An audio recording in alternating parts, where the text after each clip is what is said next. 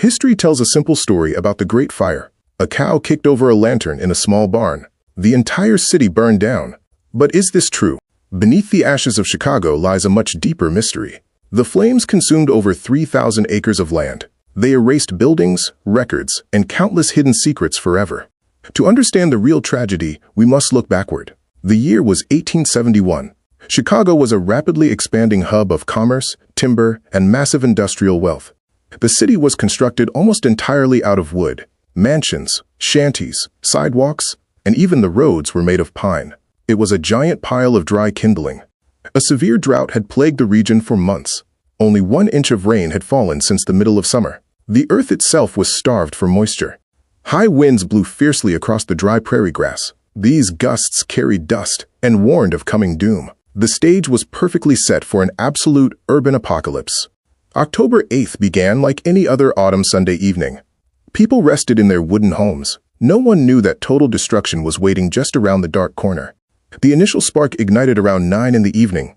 It started in a neighborhood on the southwest side. The precise origin remains a subject of intense historical debate. An Irish immigrant named Catherine owned several dairy cows. She became the famous scapegoat for the massive disaster. The local press blamed her almost immediately after flames died. Investigating journalists needed a simple explanation for the public. They invented the story of the clumsy cow. This narrative protected the city officials from severe blame and anger. The true culprits were political corruption and terrible planning. Fire safety regulations were ignored by wealthy developers. Greed built a trap that caught the entire innocent local population. When the initial alarm rang out across the wards, firefighters were already exhausted. They had fought another large blaze the night before. Their heavy equipment was heavily damaged. A watchman in the courthouse tower saw the smoke. He signaled the wrong location to the tired firemen. This single fatal error allowed the flames to grow wild. By the time the engines arrived at the fire, it was already a massive monster. The wind pushed the blazing inferno straight toward the vulnerable central business district. The river was thought to be a natural barrier. Citizens believed the water would stop the advancing destruction. They watched from the opposite bank with false confident hope. But the heavily polluted river was covered in grease. Oil and industrial waste floated thick on the surface. The water itself literally caught fire and burned very brightly. Burning debris sailed high through the dark night sky. Giant flaming brands rained down on roofs miles away. The fire jumped the river with terrifying and effortless ease. Panic quickly seized the heart of the proud metropolis. Thousands of residents fled their burning homes in terror. The streets became choked with wagons and desperately fleeing people. Thieves and looters took advantage of the chaotic darkness. They smashed glass windows and stole expensive luxury goods. Law and order collapsed entirely as the intense heat grew. The fire created its own devastating and erratic weather. A massive thermal column rose into the upper atmosphere. Fire whirls spun through the avenues like deadly burning tornadoes. Limestone buildings were supposed to be completely fireproof structures. Instead, the intense heat caused the stone to vaporize. Grand hotels crumbled into ash within a matter of minutes. The courthouse bell rang constantly as a grim warning. It finally collapsed and crashed into the burning basement. The sound of its fall echoed like a fatal judgment. Mayor Roswell Mason scrambled to maintain some basic control. He ordered buildings destroyed to create wide fire breaks. The wind carried embers far over these desperate, empty gaps. He also released all the prisoners from the jail. Murderers and petty thieves ran out into the streets. Survival was the only law that mattered in the inferno. The city waterworks stood near the edge of the lake. It was the sole source of water for firefighters. A burning timber landed directly on its wooden roof. When the massive waterworks station burned down completely, hope died. The fire engines ran completely dry within an hour. The mighty city was now completely defenseless and doomed. People rushed toward the cold lake for ultimate safety. They stood in freezing water up to their necks. They watched their beautiful city turn into absolute gray ash. Beneath the streets, a hidden world was also burning. The wooden water pipes were catching fire underground now. Gas lines exploded beneath the cobblestones with terrifying raw power. The earth itself seemed to be vomiting pure fire. Basements filled with coal reserves turned into raging furnaces. Secret tunnels used by smugglers became deadly smoke traps quickly.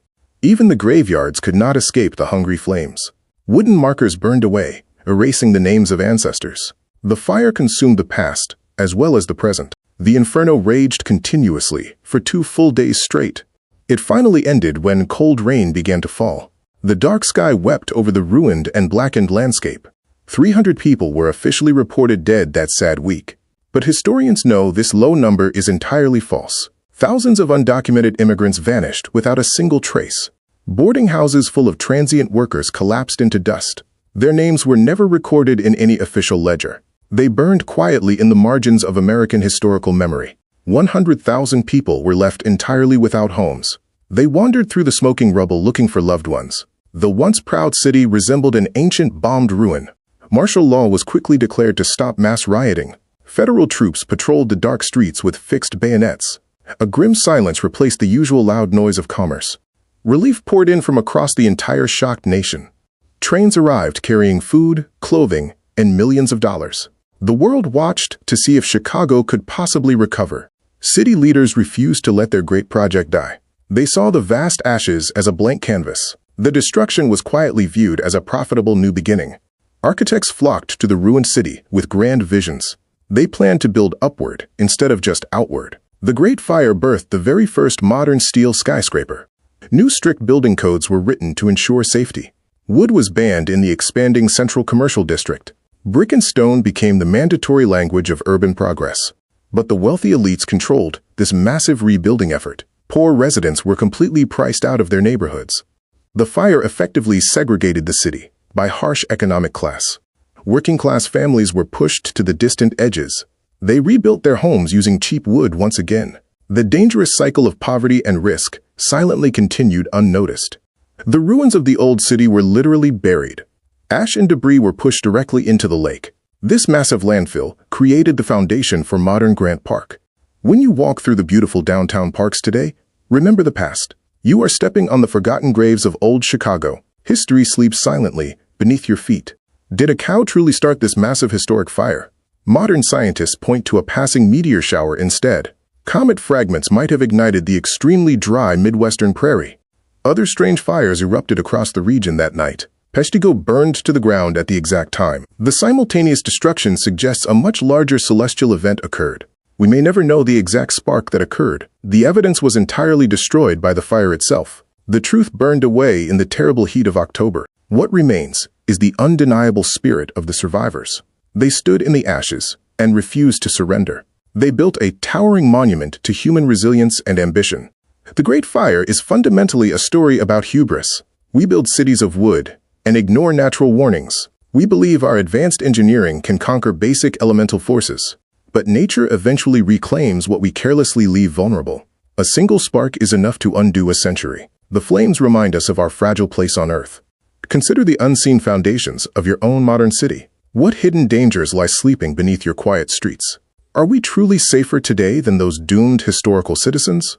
The ghost of the Great Fire still haunts Chicago. You can feel it in the brutal winter wind. You can see it in the dark shadows of skyscrapers. Every towering building is an act of deep defiance. The city challenges the sky that once rained fire. It stands as a massive fortress against the unknown future.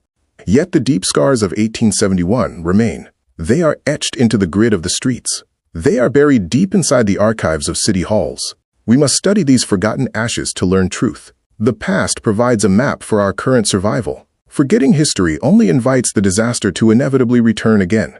The forgotten victims demand our silent and enduring respect. Those thousands who burned in the unknown boarding houses. Their silent voices whisper through the cracks of modern pavement. As the documentary draws to its final somber conclusion, the screen fades to the vast empty blackness soon. We remember the terrible beauty of pure destructive power today. Fire is neither inherently evil nor completely intentionally malicious. It is simply a chaotic force of radical blind transformation. It clears away the old to make room eventually. Chicago burned so that it could rise up stronger. The tragedy became the ultimate catalyst for global innovation. The ashes fed the roots of a modern steel giant. Keep this old story in your mind when you travel. Look past the shiny glass and the concrete walls. See the wooden bones that lie buried deeply within. The flames may have extinguished over a century ago, but the real fire of Chicago continues burning bright. It burns in the heart of every single modern citizen.